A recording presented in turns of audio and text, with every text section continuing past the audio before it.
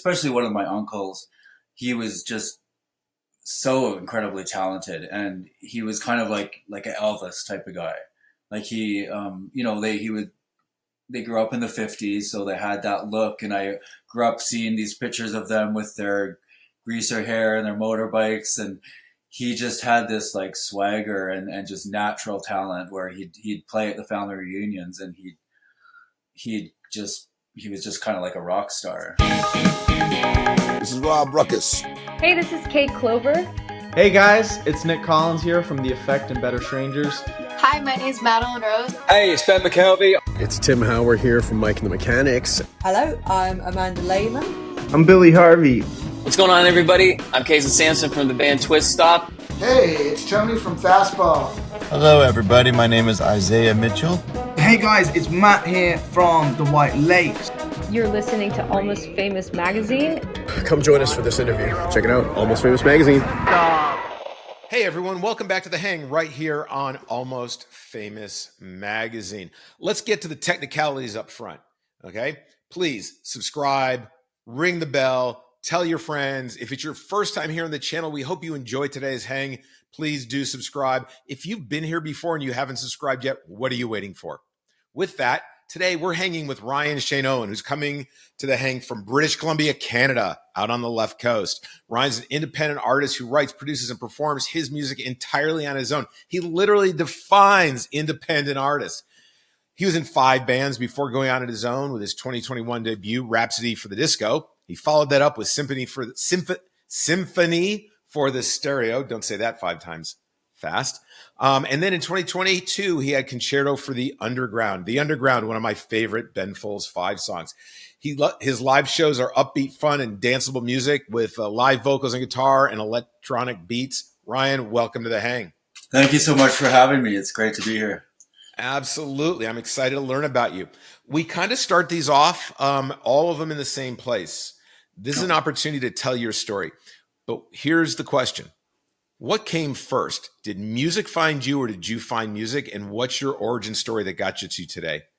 I think music found me, I guess, because I grew up really luckily kind of just immersed in music and surrounded by music in a lot of different ways.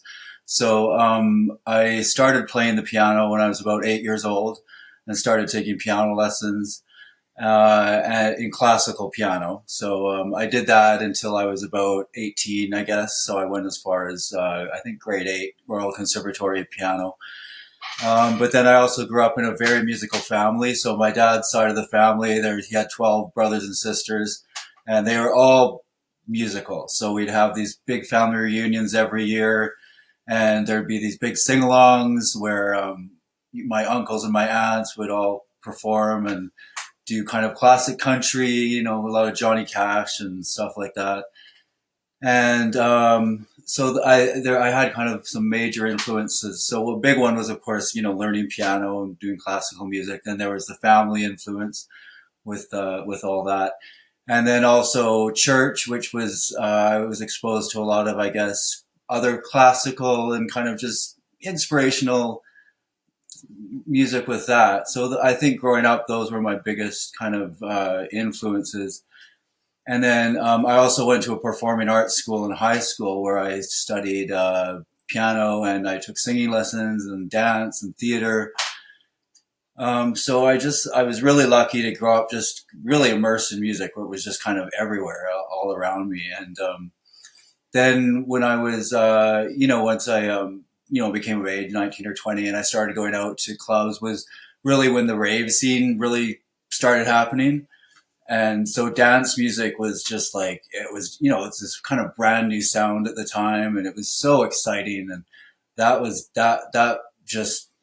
just completely like grabbed me, and I just fell in love with dance music. So I actually then went to school for music production and audio engineering at a place in Vancouver, and started learning how to program electronic music.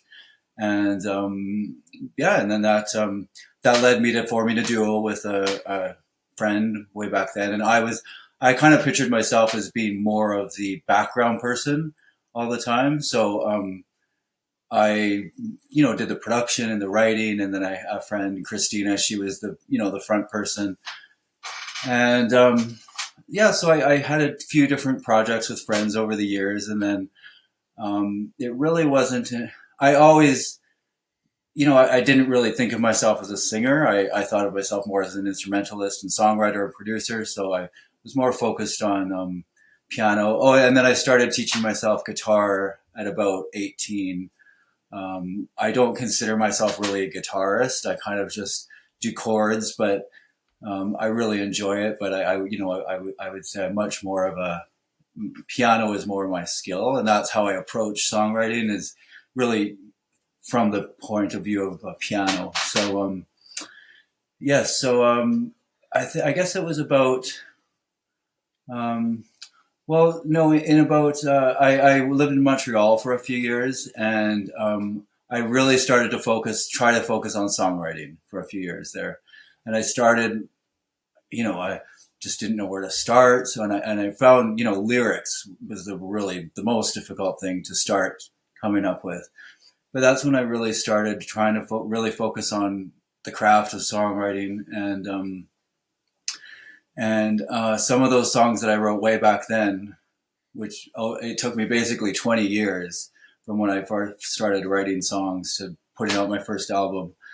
And some of those songs became on my first album that you mentioned.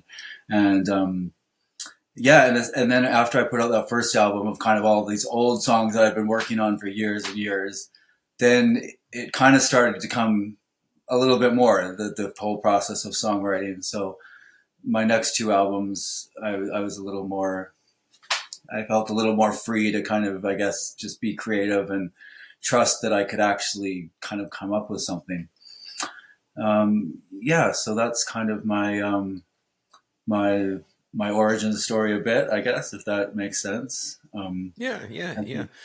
Well, let me ask you this. You were in a number of groups prior to going solo. What was kind of the impetus of finally saying, you know what, I'm just going to branch out on my own and be this independent artist? I think it was just, well, for one thing, just necessity, because I actually, where I live now is, I live outside of a small town way up in the mountains in interior BC. So I'm about an 8-hour drive from Vancouver. There just isn't a lot of other people that I've found to do music with. So that was part of it. And then another part of it was, I think just, I really love the people that I worked with, but I never seemed to really fully click with someone on this is what we want to do. Everything was a little bit like, well, I'm a little bit more into this and you're a little bit more into that.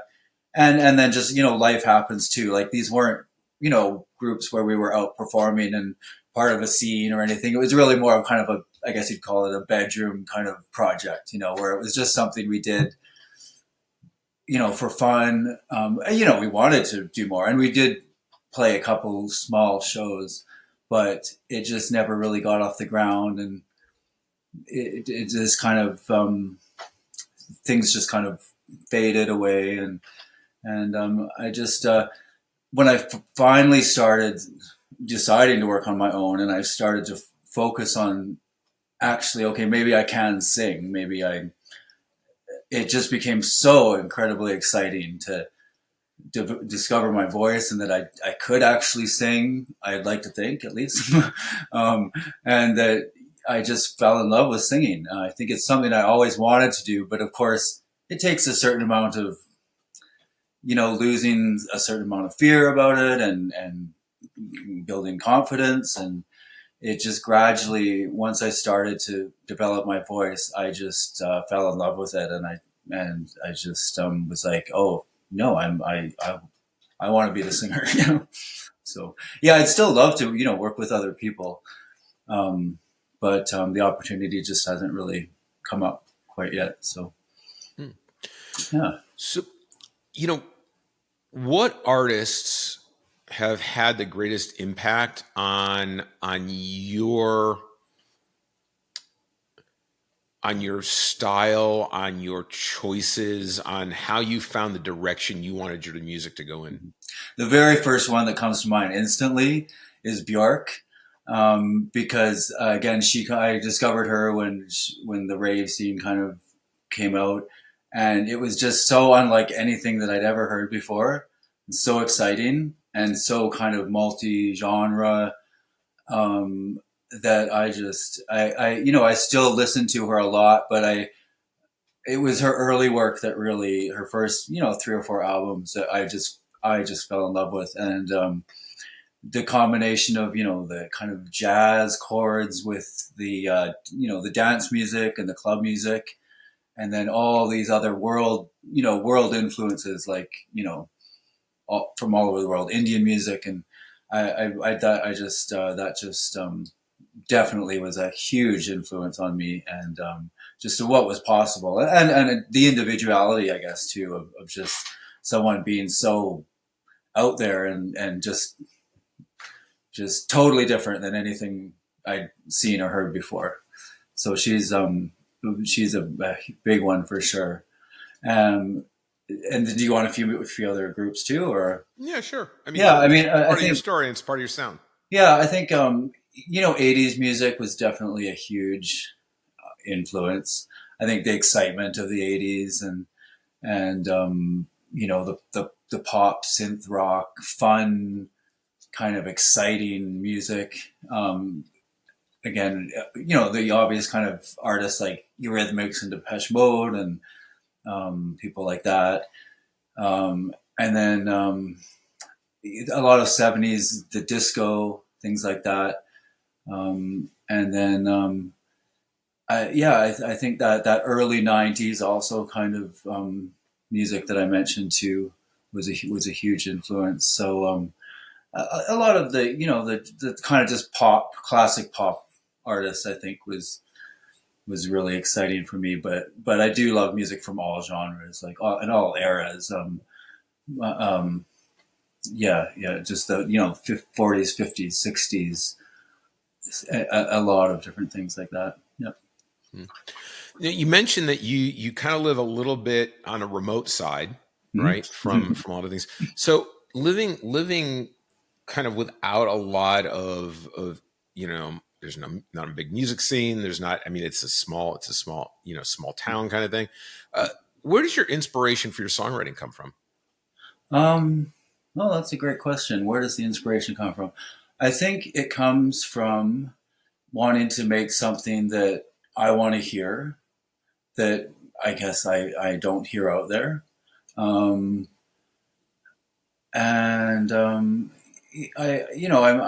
inspired by nature. I'm inspired by just life, and it just I'm working on I haven't actually put out a new album in 3 years ago was the last time I put out an album of original music. I put out 3 cover albums, or not 3. I will have 3 out. I put out 2 so far. I'll be putting out a 3rd album of cover songs, hopefully by late fall. And I put out 2 albums of classical music as well. But I am working on a new album of all original music, and the new album, I've drifted a little more towards country music, I guess you'd call it, kind of classic country, and I have this kind of vision of a kind of a dreamy kind of slightly psychedelic, kind of mix of country and dance and electronic music, that I think will be really interesting, because my first 3 albums, the concept was basically like, I've always loved dance music a lot, but again, don't mean it to put down any other artists, but a lot of dance music can be very repetitive. And that's how it's meant to be, right? A lot of, club music, it's just, a vocal line repeated over and over. So my inspiration was I really enjoyed when back in the day, whatever, going out to a club and hearing a dance track, but that was a pop song remixed, because then you don't just get that dance beat, you also get the structure and the melody and the, you know, the harmony, and much more of a kind of a complete song than a lot of dance music. So my approach was kind of to do fully formed pop songs, but in a dance style. So hopefully, yeah, that was in my initial goal, because like I just love those dance beats, but I just find a lot of dance music just too repetitive for me to listen to very much. You know, it's kind of like, it sounds great at first, but not necessarily something you'll be listening to, you know, 10 years down the road or whatever. So. Well, so now, I mean, I obviously, before we got together, I listened to some of your music, and I'm curious because, you know, there are albums that have singles, but I'm curious to learn from you, if someone new were to come to your music, they found it on the internet, they stumbled across it because they saw you at a performance, whatever. What 2 or 3 songs on your albums that are your originals would you recommend to people to begin to get a flavor of who you are as an artist? I think one song is called "Is There No Beauty." That's one that I think is a pretty strong song, and I actually wrote it about. I don't need to get into it too much, but I've also been a visual artist my whole life, so I went to art school. So it's kind of about my experience with going to art school and being a bit of an art school dropout. That's one for sure. And then let's see. One of my favorites is called Space Age. I just think it's interesting, and I really enjoy. I still enjoy listening to it, and just the melody of it, and the concept is kind of the modern world and the space age, and it has a few kind of, I would like to think, clever, humorous lyrics to it. One of them is, "I don't need no flying cars as long as I can see the stars." So it's kind of, you know, a bit of a tongue-in-cheek. And I also wrote it during the pandemic, so it was kind of, it was a little bit about that feeling of like, I've kind of been, you know, living in isolation, and comparing that to living in space or on the moon. So that would be another one. And then another one would be probably Night Owl, which is just a nice kind of melancholy, sad, a bit sad, but danceable song that I was fairly happy with. So yeah. But what is there no beauty, Space Age, and Night Owl? All right. Now everybody knows where to start with your music. Has there been someone who's been your biggest inspiration, champion, mentor, who's had the greatest impact on your career so far? Definitely my parents. Maybe that's a bit obvious, but yeah. Again, my dad's family was just so musical, and especially one of my uncles, he was just so incredibly talented, and he was kind of like an Elvis type of guy. Like he, you know, they grew up in the 50s, so they had that look, and I grew up seeing these pictures of them with their greaser hair and their motorbikes, and he just had this like swagger and just natural talent, where he'd play at the family reunions, and he was just kind of like a rock star. And you know, who knows, could have been at some point my Uncle Doc I'm talking about. So yeah. Now you recently played a gig with on the same bill as someone who, you know, recently was on the Hang, Stonehawker, in June, I believe. And we're halfway through the year. What does the rest of 2025 hold in store for you? I think I'm just going to focus on, for now, working on a new album of all original music, and another album of cover songs.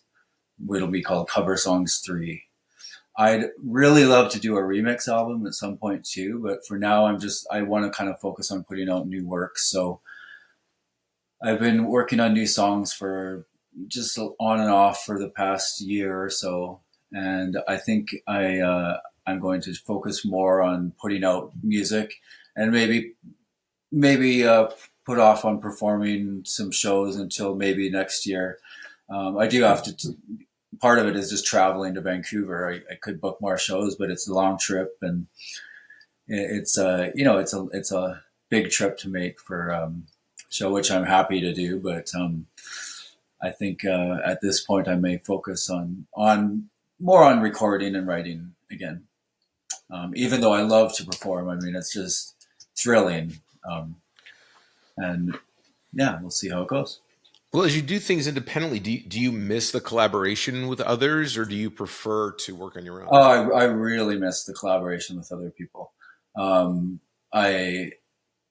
Actually, if I could, another one of my dreams is to do a whole album of all collaborations.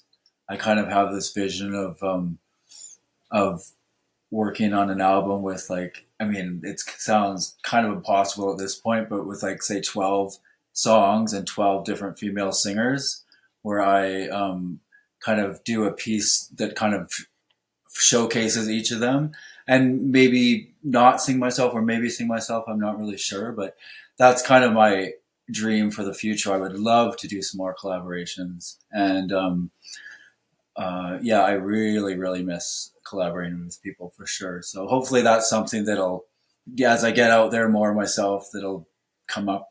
Yeah. Well, you've now actually put it out there, so anyone watching, yes. if you're a female singer and you would like to collaborate with Ryan, all of this information to contact him is going to be down below. For all we know, we find this episode finds you a dozen female singers. Yes. You never know what can happen, and that actually dovetails pretty well into a question that we like to dive into here on the Hang. I'm not a bucket list kind of guy. I just go out and live life, right? Mm-hmm. But I'm all about putting things out there in the world to see if we can make dreams happen, right? Mm-hmm. You never know who's watching today, who could put you in touch with someone tomorrow. Mm-hmm. So that being said, do you have a dream collaboration of an artist that you would love to get into a studio with, to be creative with for a day? Who would it be, and why is it that artist? So actually, the first thing that comes to mind, the first person I should say, would be Kylie Minogue, actually. I've always been a fan, and I just enjoy her music so much. And because I'm into dance music also, I enjoy her energy and her just her spirit, and I think she has a great voice. And, I'm somewhat theatrical myself too. So although there's tons of artists I'd love to work with, she's the one that comes to mind first. Have you ever been to a Kylie Minogue show? No, I haven't. I've watched them on video though, many times. I mean, she's recently crossed the country on tour. Yes, she was recently in Vancouver. Yeah, my friend went, but I wasn't able to go. So you never know where this video may end up, buddy. Well, you never know. See, you put it out there, you open your mouth, you put it out there. You never know where this could go. So once we get this all tidy up and on YouTube, you never know where that link could end up.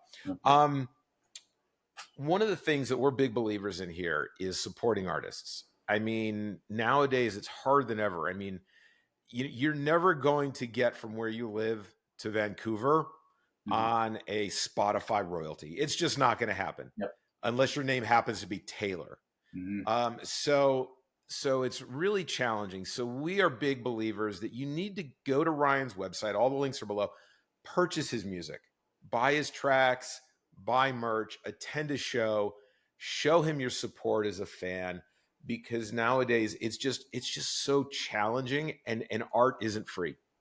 Art does come at a price one way or another, no matter how you look at it.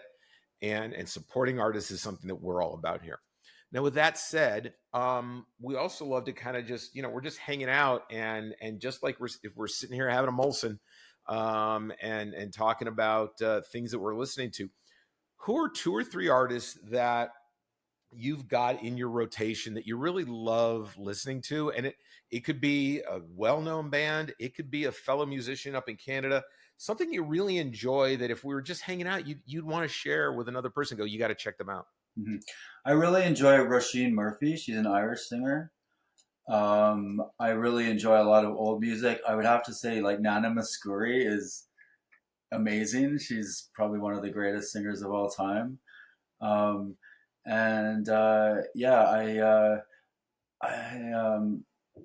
Who else? Yeah, I listen to a lot of old music. So I listen to I really love the Bee Gees. I think they're one of the greatest bands of all time, and their songwriting I think is just stellar. I love a lot of classic disco. I love Blondie. I love a lot of artists like that. I really enjoy singers that do multi-genre work.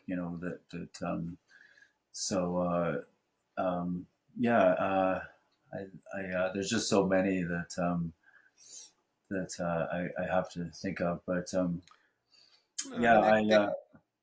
gives some good insight. Sorry? That gives some good insight into what you enjoy. Yeah, for sure. My show that I did all cover songs. So I really kind of wanted to do just a fun dance show. So I basically use electronic backing beats where I made all my own beats or background tracks from scratch, and then playing with acoustic guitar and then singing. But it's all done kind of like a dance show. So each track actually for the show goes progressively faster. So it kind of builds up into this kind of hopefully party mode. But I do like a Billy Idol song, and I do T-Rex and a Eurythmics song, and I do Angel of the Morning, and I do a couple of Roy Orbison songs. Roy Orbison is a real favorite of mine too. I do Blue Bayou, but with a dance beat. So yeah, it's a real cross section, kind of classic rock and fun pop music, and a little bit of country. I do Islands in the Stream and a few songs like that. So yeah. No, that's great. I mean, look, everybody, if you get a chance to catch Ryan outperforming, obviously, as he said, it's a little bit limited, but if you see that he's performing near you, you got to go check him out. And you've got to go, check out the links below where you can find his music and support him. Like we ask you of every artist on the hang, right? I mean, if you enjoy their art, give them a little bit of your money and enjoy it because you own it. It's like putting a painting on the wall, right? And support your artist because it's super important. It really is, because we don't want them to give up. We don't want them to quit, and you've got to support them to keep going. So, Ryan, this has been great getting to know you. I'm super excited to see what happens when we put your dream collaboration out into the ether and see what happens. You never know where that may land. I wish you all the best in the rest of 2025. Looking forward to you putting out some new music, getting those albums done. And if we're lucky, we found you 12 singers that you or even just one would be amazing. So feel free to reach out. You know what? I go big or go home. We're going for 12 viewers. Please go ahead and reach out to Ryan, and you can have a chance potentially to sing on his next album. So Ryan, this has been great. I thank you for joining us. Everybody, thanks for showing up to the hang. As I said to begin with, if you're new to the channel, please subscribe. Every week is a different hang, different artist, different genre, different conversation. We have a lot going on, some great episodes coming up, and we appreciate you subscribing, coming back, and enjoying it, sharing with your friends. So everybody, until the next time, thanks so much. Ryan, it's been great getting to know you. Thank you so much for having me. I really appreciate it. Great to. Absolutely. Absolutely. Till we see you again, everybody, take it easy. Be good to one another. Bye-bye. Take care. Thank you.